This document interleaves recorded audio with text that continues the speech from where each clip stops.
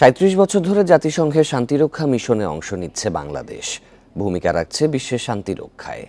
সাবেক সেনা কর্মকর্তাদের দাবি, তারই স্বীকৃতি হিসেবে শান্তিরক্ষা মিশনে এদেশের সদস্য বাড়ছে।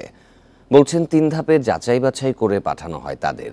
বিবেচনা করা হয় দক্ষতা, পেশাদারিত্ব ও মানবিক গুণাবলী। ১৯৮৮ সাল থেকে জাতিসংঘের শান্তিরক্ষা মিশনে কাজ করছে বাংলাদেশ। দক্ষতা ও সুনামের সঙ্গে সেবা দিচ্ছে বিশ্বের ৪৩টি দেশে। ২০২৩ সাল পর্যন্ত প্রায় ২ লাখ বাংলাদেশি শান্তিরক্ষী হিসেবে দায়িত্ব পালন করেছেন। শান্তি রক্ষায় জীবন উৎসর্গ করেছেন ১৬৮ জন, আহত হয়েছেন ২৬৬ জন। শান্তিরক্ষী পাঠানোর তালিকায় প্রথম সারিতে রয়েছে বাংলাদেশ।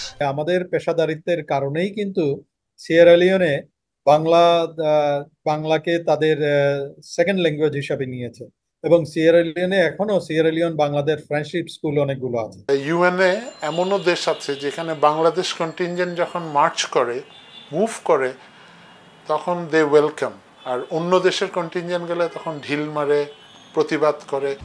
বর্তমানে বাংলাদেশের সশস্ত্র ও পুলিশ বাহিনীর প্রায় ৬,০০০ সদস্য শান্তিরক্ষা মিশনে রয়েছেন। সাবেক সেনা কর্মকর্তারা জানান, কঠিন পরীক্ষার মাধ্যমে তাদের বাছাই করা হয় এবং মিশনে পাঠানো হয় মেধাবীদেরই। ৩ ধরনের ক্রস চেক করা হয় before taking anybody to even peacekeeping mission. Generalize যে ক্রাইটেরিয়া, এটা তো পাস করতেই হবে।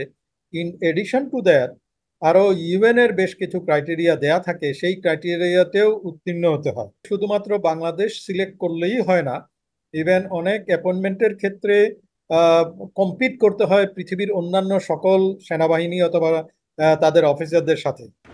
বিশেষজ্ঞরা বলছেন, বাংলাদেশের শান্তিরক্ষীরা যে সুনাম অর্জন করেছে তা কেউ ম্লান করতে পারবে না। নাফিজুদ্দৌলা, ইন্ডিপেন্ডেন্ট নিউজ, ঢাকা।